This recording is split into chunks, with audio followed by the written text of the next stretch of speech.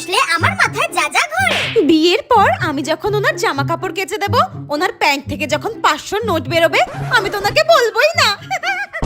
বিয়ের পর যখন আমি কোথাও শপিং করতে যাব, কোনো জিনিস যদি 1000 টাকা দাম হয়, আমি তো ওনাকে 5000 টাকা বলবো। টাকাই টাকা হবে।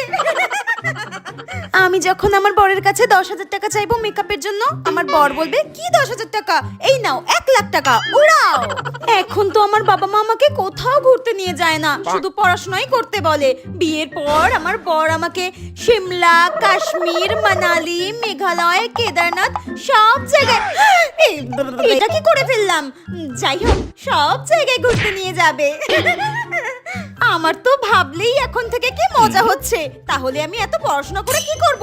ধুর, এসব বই খাতা নিয়ে কোনো লাভ নেই। আমার তো বিয়ের পরই সুখের জীবন। আচ্ছা, আগেকার দিনের মতো কি আমাকেও সবসময় ঘোমটা দিয়ে থাকতে হবে?